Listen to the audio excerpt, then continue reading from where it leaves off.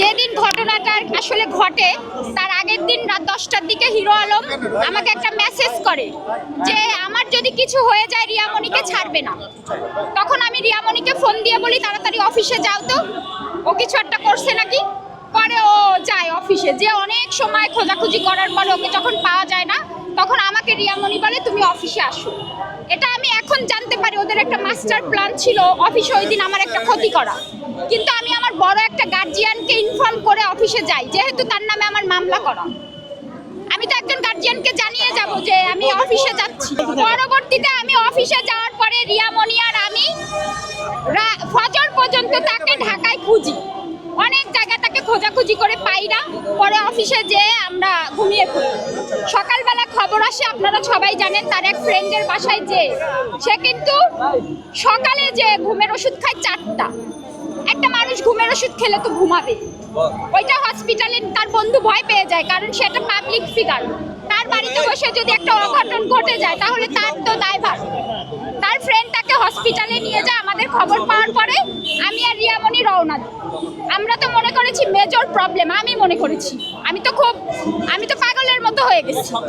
পরে যাওয়ার পরে ওখান থেকে আমরা রিলিজ করাই নিয়ে আসার পথে রিয়ামণি বেটার লাইফ হসপিটালে হচ্ছে আপনার কথা বলে। আধা ঘন্টার ভিতরে হিরো আলমের হুঁশ চলে আসছে। তারপরে তারা ডিসাইড করে কক্সবাজার যাবে। তখন আমি যেতে চাই না, আমি বলি আমি ঢাকায় থাকবো, তোমরা সময় ও তো একটু অসুস্থ, ওকে মেন্টালি ভাবে তুমি সুস্থ করে নিয়ে আসো। না, আমাকে ছাড়া ওরা যাবে না, আমাকে জোরপূর্বক নিয়ে যায়। খুব ভালো সময় কাটে। আমি আগে আপনাদের ইন্টারভিউতে বলেছিলাম যে পেছনে আমাকে ভালোবাসা যাবে না, সামনে ভালোবাসতে হবে। রিয়ামণি কিছু কিছু ভিডিও নেয় আমার, এই তুই যা আলমের কাছে বয়, এইভাবে কিছু ভিডিও নেয়, আপনাদেরকে দেখাবে। তারপরে ওই যে আপনাদের যে কথা বলছিলাম আগের ইন্টারভিউতে, ওইটা বারবার আলমকে দেখায় আমার মারধর করে। এক পর্যায়ে মারের চোটে আমি সেন্সলেস হয়ে পড়ি।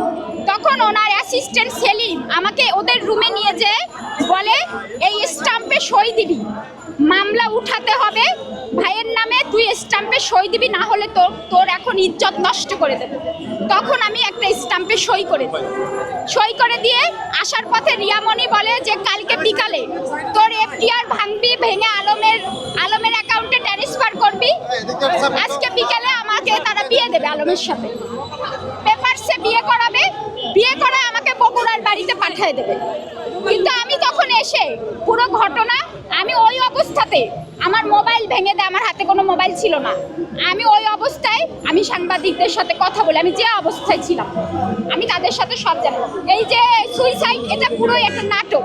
মানে ওদের তো ওরা যা যা ঘটনা ঘটিয়েছে তাতে তো বাংলাদেশের জনগণ তো ওদের মনে করেন গণপিটুনি দেবে, সেটা ঢাকতে হবে, আমার মামলাটাও নষ্ট করতে হবে। এই জন্য এটা জাস্ট একটা নাটক। 4টা ঘুমের ওষুধ খেলে কেউ মারা যায় না। কিন্তু আমি তো ভালোবাসতাম, এই জন্য আমি ছুটে গেছি। কিন্তু এখন আর ভালোবাসি না, আমার মামলা চলমান থাকবে। আমি যদি মরেও যাই তাও মামলা চলমান থাকবে। না, কোনো ঢাকা আসেনি, বগুড়া থেকেই ডাইরেক্ট কক্সবাজার, ঢাকা স্টে করাই হয়নি। কোনো অসুস্থ না, সে আধা ঘন্টা পর সুস্থ, সে নিজের হাতে খেয়েছে। ওই ছবিটা দেখেছেন, ওই সময় জাস্ট অভিনয়। শোনেন ভাই, অনেক ধরনের কথা বলেছি। আমাকে মেন্টালি ভাবে, আমাকে তারা ভালোবেসে মেন্টালি টর্চার করতো, বুঝতে পেরেছেন? মেন্টালি টর্চার করে আমাকে অসুস্থ করে ফেলছে।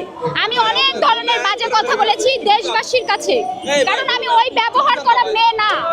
আমার বোনরা ফোন দিয়ে বলছে আমরা এই মিথিলাকে চিনতে পারছি না, আমার ভাবিরা ফোন করে বলছে এই মিথিলাকে আমরা চিনি না। যে মিথিলা একটা অ্যান্ড্রয়েড ফোন ব্যবহার করতো না, আর ব্যবহার খারাপ করার জন্য আমি দেশবাসীর কাছে আন্তরিকভাবে ক্ষমা চাচ্ছি। শোনেন, আমাদের তো মৌলবি দিয়ে বিয়ে হয়েছে, ধর্ষিতা। কারণ কি, সে তো আমার সাথে মহানগরে বাসা নিয়েছিল, তার বাড়িতে আমি সংসার করেছি। তাহলে কি বিয়ের প্রলোভনে ধর্ষণ না এটা?